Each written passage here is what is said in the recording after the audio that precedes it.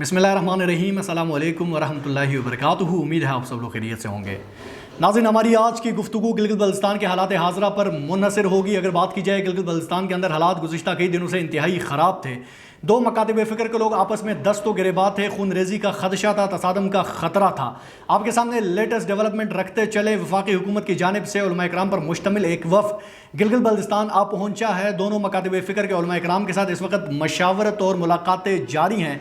अमन व अमान की सूरत हाल को बरकरार रखने के लिए विफाक से आई हुई कमेटी अपना किरदार अदा कर रही है। नाज़रीन, इसका पस मंज़र कुछ यूँ है। गिलगित बल्तिस्तान बिलखुसूस बल्तिस्तान के अंदर अहल तशी मकतब फ़िक्र से ताल्लुक़ रखने वाले एक फ़र्द बाकर हुसैन अल हुसैनी ने सहाबा इकराम रज़ी अल्लाह ताला अन्हु की शान में गुस्ताखी की, जिसका रद्द अमल सबसे पहले दियामर डिवीज़न से देखने को मिला। एहतजाजी मुज़ाहरे हुए।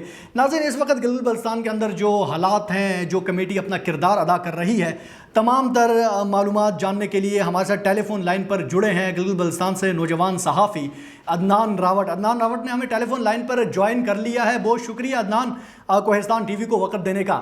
अदनान, बताइएगा हालात हाज़रा क्या हैं गिलगित बल्तिस्तान के अंदर?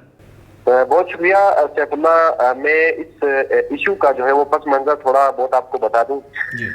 दरअसल मामूल के मुताबिक लोग अपनी जिंदगी गुजार रहे थे। स्कर्दू के अंदर छोटे मोटे एहतजाजी मुजाहिरे जारी थे। 20 अगस्त से पहले की बात है। ये जो शरीफ के अंदर एक बिल पास नहीं हुआ था ताफुज साहबा व आल देश के हवाले से बिल, उसके बाद स्कर्दू के अंदर इनकी मरकजी कायदीन की काल पर ना छोटे मोटे एहतजाजी मुजाहिरे जारी थे। अच्छा। तो 20 अगस्त के रोज एक मारूफ आलिम दीन है स्कर्दू के आगा बाकर अल हुसैनी साहब, इन्होंने एक एहतजाजी मुजाहिरे में खिताब करते हुए हजरत अमीर मुआविया और अबू सुफियान के हवाले से उन्होंने कुछ गुस्ताखाना जुमले जो है वो अदा किए थे।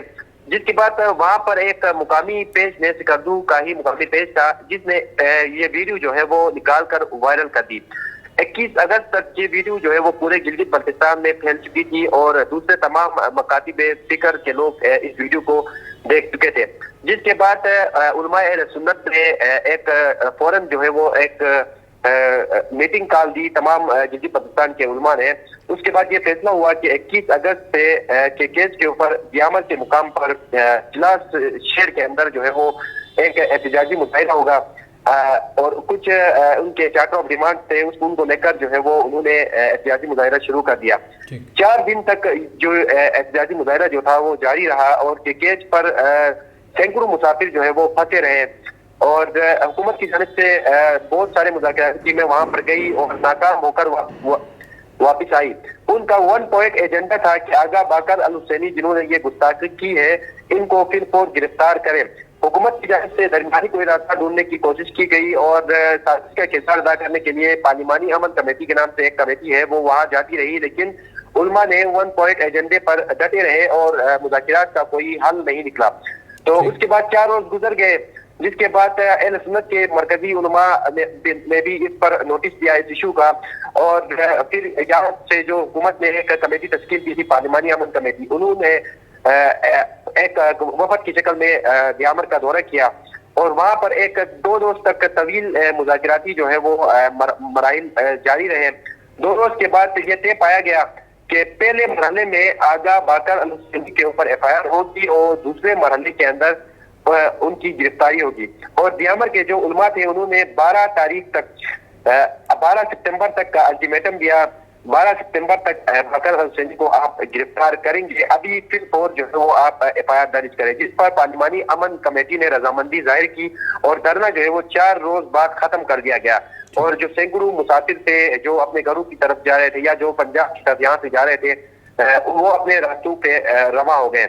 उसके बाद मुज़ाकरात तो कामयाब हो गए, FIR भी दर्ज हो गए, लेकिन इसके रद्द अमल में हमने देखा कि जूही सिटी थाना स्कार्दू के अंदर FIR दर्ज हुई।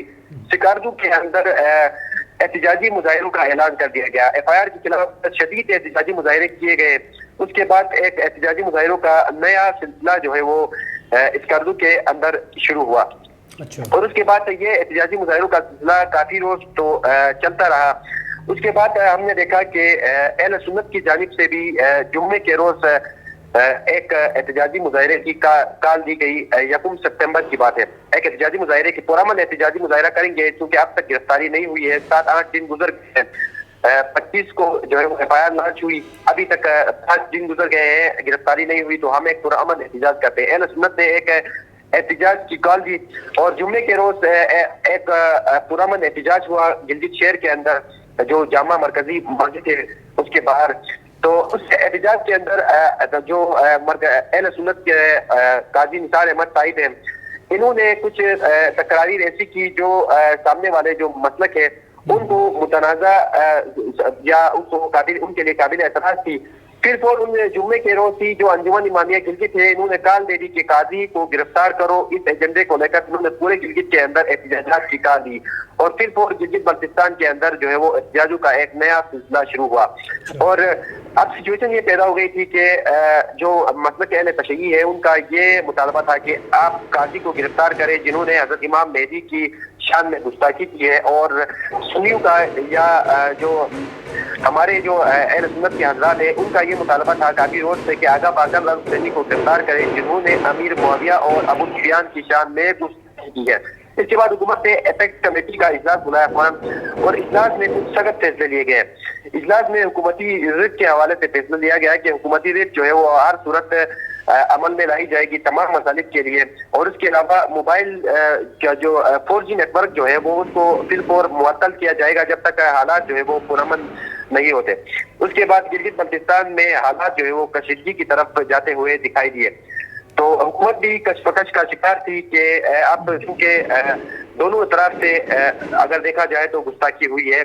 ہمارے نزدیک یا اہل سنت کے نزدیک تو یہ ان کا عقیدہ ہو سکتا ہے, لیکن دوسرا جو مسلک تھا اہل تشیع ان کے لیے یہ گفتگو جو تھی قاضی نثار احمد صاحب کی وہ قابل اعتراض تھی. تو ان کے لیے ان کو بھی ایک مدعا ملا کہ وہ آپ قاضی نثار احمد صاحب کو گرفتار کریں اگر باقر صاحب کو گرفتار کرنا ہے.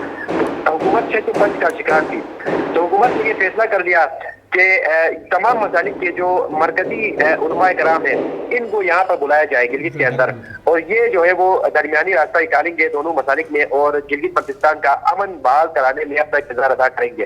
اور اسی فیصلے کے نظر حکومت نے جو ہے وہ وفاق سے علماء کرام کو بلایا.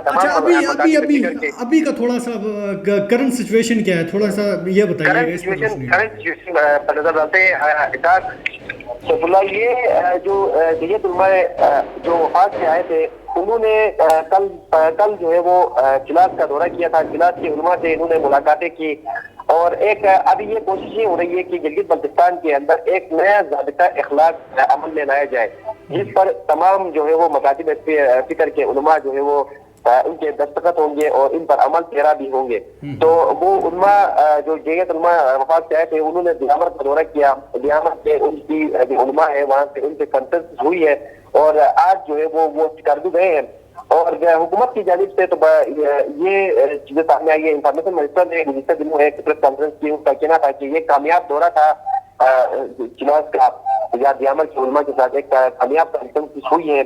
اور اب بلتستان کا آج انہوں نے دورہ کیا ہے, اور بلتستان میں بھی ایک جو نیا جو ضابطہ اخلاق بنا ہے وہ ان کے سامنے رکھیں گے کہ ان شرائط پر آئندہ آپ عمل پیرا ہوں گے. اس کے علاوہ اگر آپ ان کی خلاف ورزی کریں گے تو آپ کی خلاف کارروائی ہوگی. اس طرح کا ایک ضابطہ اخلاق بنا کر آج وہ بلتستان گئے ہیں, اور امید یہ ظاہر کی جا رہی ہے کہ بلتستان والے بھی اس ضابطہ اخلاق پر رضامند ہوں گے, اور ان کی جو امن کمیٹیاں ہیں یا ان کی جو انجمن کی جو کمیٹیاں ہیں وہ اس پر عمل پیرا ہوں گی, اور ان کی باقاعدہ دستخط کے بعد ایک نیا ضابطہ اخلاق جو ہے وہ سامنے آئے گا. جس پر تمام عدنان یہ بتائیے گا, اس وقت آپ گلگت بلتستان کے اندر ہیں, دونوں مکاتب فکر کے جو نوجوان ہیں جو لوگ ہیں ان میں غم و غصہ ہے, حالات مزید کشیدہ ہو سکتے ہیں, اور جو گستاخیاں ہوئی ہیں اس کے نتائج بھیانک آ سکتے ہیں. بالکل, جو اسٹیٹ کے خلاف کچھ چیزیں ہوئی ہیں جو سوشل میڈیا پر تو زیادہ تر ہم نے نہیں دیکھی, لیکن ان چیزوں کو تھوڑا جو ہے انویزیبل رکھا گیا ہے. لیکن اسٹیٹ کے خلاف کچھ ہوئی ہے, لیکن اسٹیٹ اپنی ٹائم ضرور کرے گا. لیکن سوشل میڈیا کی حد تک جو گستاخیاں ابھی ہوئی ہے ان کی نشاندہی جو ہے وہ گورنمنٹ کر رہی ہے, اور اس پر ہمارے ادارے جو ہے وہ ایکٹیو ہے. جو گستاخیاں سوشل میڈیا پر نوجوانوں کی جانب سے ہو رہی ہے ان کی گرفتاریاں بھی ہوئی ہیں. تقریباً 15 نوجوانوں کی گرفتاریاں ہوئی ہیں, جن میں 2 کو جوڈیشل کر کے جیل منتقل کر دیا گیا ہے. اور اگر بات کریں ابھی کرنٹ سچویشن کی امن و امان کی, تو معمول کے مطابق جو ہے وہ ٹریفک بھی رواں رواں ہے اور کاروباری مراکز بھی کھلے ہوئے ہیں. اور لوگوں کی نظریں جو ہے وہ وفاق سے لائے گئے جو علماء ہیں ان پر ہے کہ وہ درمیانی راستہ نکالیں گے اور خطے کا امن بحال کرانے میں اپنا کردار ادا کریں گے، اور حکومت کی بھی انہی پر نظریں ہیں اور ہماری بھی یہی امید ہے۔ شکریہ، بہت شکریہ، آپ نے تفصیلات سے آگاہ کی، ہمارے ناظرین کو بتایا، بہت شکریہ Adnan, thank you so much for giving us time, بہت شکریہ۔ ناظرین، یہ تھے ہمارے ساتھ نوجوان صحافی گلگت سے عدنان راوٹ، تمام تر جو تفصیلات ہیں آپ کے سامنے رکھی۔ اللہ تعالیٰ سے دعا ہے گلگت بلتستان کے اندر امن و امان کی صورتحال کو قائم و دائم رکھے۔ گلگت بلتستان پاکستان کا دل اور ریڑھ کی ہڈی کی حیثیت رکھتا ہے، اگر گلگت بلتستان کے اندر امن ہوگا تو پاکستان کے اندر امن ہوگا۔ ہر ایک مکاتب فکر سے تعلق رکھنے والے بالخصوص نوجوان بالعموم علماء اکرام کو اپنا کردار ادا کرنا چاہیے۔ اس وقت گلگت بلتستان کے اندر جو حالات ہیں ان کو مزید کشیدگی کی جانب نہیں لے کے جانا چاہیے، بلکہ امن و امان کے ساتھ، افہام و تفہیم کے ساتھ تمام تر معاملات حل کر کے اس خطے میں دوبارہ خوشحالی لانی چاہیے۔ ناظرین، ہمارا آج کا پروگرام اختتام پذیر ہونے جا رہا ہے، ایک نئے پروگرام میں دوبارہ آپ سے ملاقات ہوگی، مجھے اجازت دیجیے گا، اللہ حافظ۔